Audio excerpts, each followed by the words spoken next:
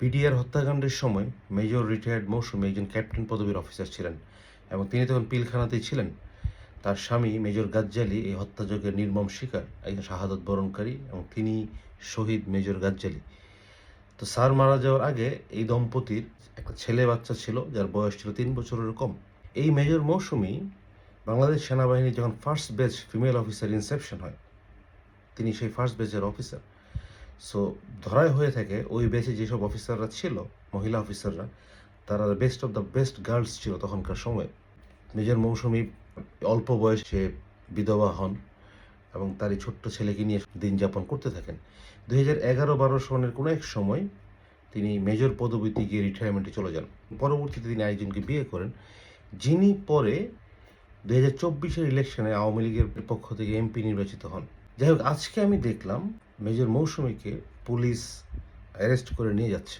পরে জানলাম তাকে অ্যারেস্ট করা হয়েছে, তিনি আওয়ামী লীগের এমপির ওয়াইফ এবং তিনি মহিলা লীগ বা কিছু একটার মধ্যে উনি সম্পৃক্ত ছিলেন, এই কারণ থেকে অ্যারেস্ট করা হয়েছে। ওনার লয়ার যে বক্তব্য দিলেন, তিনি আওয়ামী লীগের প্রতিষ্ঠা বার্ষিকীতে একটা কেক কাটা হয়েছিল, ওই কেকে তিনি অর্থায়ন করেছেন।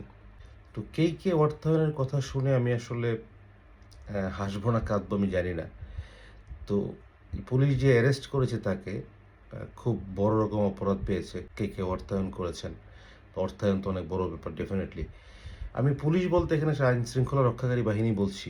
আমি পুলিশ, র্যাব, বিজিবি, আনসার যারাই আছেন, even in total is a government. তা গভর্নমেন্ট আসলে এখানে তাকে কে অর্থায়নের জন্য বড় রকম সন্ত্রাসী হিসেবে সাব্যস্ত করেছেন এবং তাকে সন্ত্রাসী আইনি হয়তো তাকে চালান দেওয়া হচ্ছে কিছু একটা। আমি চিন্তা করছিলাম একটা কেকের দাম কত, 3,000, 2,000, 5,000, এটার মধ্যে কত বড় অর্থায়ন। কিন্তু এই যে গত কিছুদিন ধরে বাংলাদেশ যে একটা অস্থিরতা বিরাজ করছে, এই যে মন্দির কত ফিট হবে, কোথায় বানাবে, এটা নিয়ে যে একটা বড় রকম তুলকালাম হয়ে গেল বাংলাদেশে, এটার অর্থায়ন কে করছে? এটা কিন্তু সরকার বলি, আইন শৃঙ্খলা বাহিনী বলি, যাকেই বলি, তারা জেনেও না জানার একটা ভান করে আছে।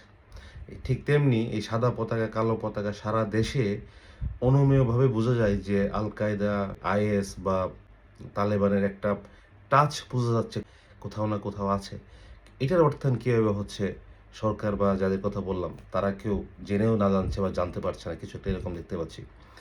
ঠিক তেমনিভাবে সপ্তাহের পর সপ্তাহ প্রতিদিন 5 জন 7 জন 2 জন করে যে ডেড বডি পাওয়া যাচ্ছে, মানুষ মারা যাচ্ছে, এগুলা কারা করছে, কারা অর্থায়ন করছে, এটা আইন শৃঙ্খলা রক্ষাকারী বাহিনী জানে না।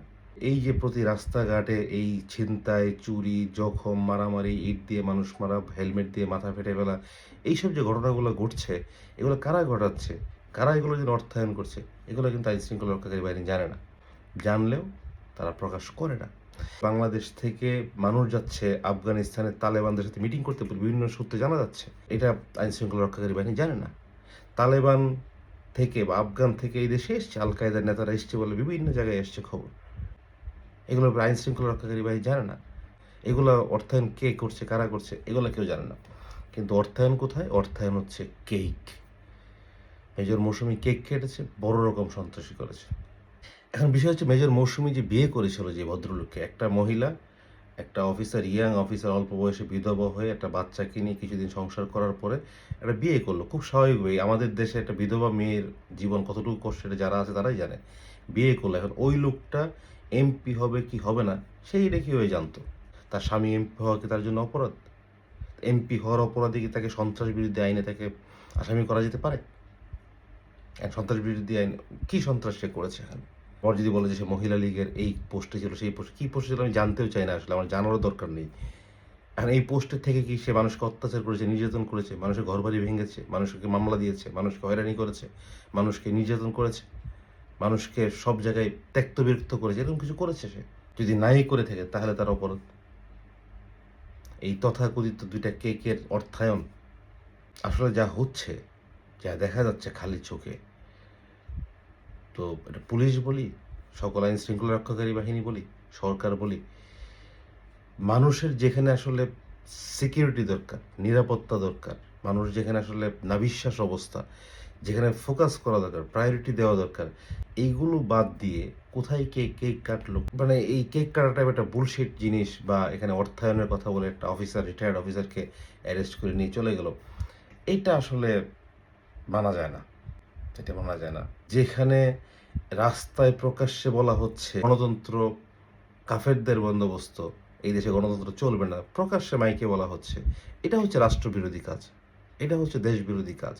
যেখানে এই পতাকা নিয়ে বিভিন্ন জায়গায়, মন্দির নিয়ে বিভিন্ন জায়গায় রাষ্ট্রকে ভোলাটাইল করার চেষ্টা করেছে। এটা হচ্ছে রাষ্ট্রবিরোধী কাজ। এটা হচ্ছে দেশবিরোধী কাজ। এগুলোর ফোকাস থাকা উচিত। এগুলো নিয়ে গভর্নমেন্ট বলে আর সকল মেশিনারিকে অ্যাক্টিভেট থাকার কথা। এখন অ্যাক্টিভেট আছে হলো কোথায় কেক কাটছে, কোথায় কেকের অর্থায়ন করেছে। ভেরি আনফরচুনেট আসলে। আমি সিওর মেজর মৌসুমী কোনোভাবে দেশবিরোধী কোনো রাষ্ট্রবিরোধী কোনো প্রকার কাজে সে লিপ্ত ছিল না, থাকার কথা না। মেয়র তার হাজব্যান্ড এমপি ছিল, এটাই তার অপরাধ হয়ে থাকতে পারে। এবং তার লয়ার কোর্টে বলেছেন অর্থায়নের কোনো প্রমাণ পুলিশ দিতে পারে নাই, যদিও সরকারি আইনজীবী অন্য কথা বলেছেন। মেজর মৌসুমী সেনাবাহিনীতে চাকরি করেছেন। সে আমার কমরেড, সে আমার বোন, সে আমার কলিগ। সে যদি রাষ্ট্রবিরোধী, দেশবিরোধী কোনো অন্যায় না করে থাকে, এই কেক কাটার মতো, কেকের অর্থায়নের মতো মামুলি বিষয় ছাড়া অন্য কিছু যদি না থাকে, সরকারের উচিত, আইনশৃঙ্খলা বাহিনীর উচিত তাকে ইমিডিয়েট অব্যাহতি দেওয়া, ওখান থেকে তাকে ইমিডিয়েট রিলিজ করা, তাকে ইমিডিয়েট মুক্তি দেওয়া। আমরা চাই না মেজর রিটায়ার্ড মৌসুমী একটা ফালতু পলিটিক্যাল মামলা নিয়ে সে জেল খাটুক। তাকে অবিলম্বে মুক্ত করার জন্য সরকার এবং সংশ্লিষ্ট কর্তৃপক্ষকে আহ্বান জানাচ্ছি।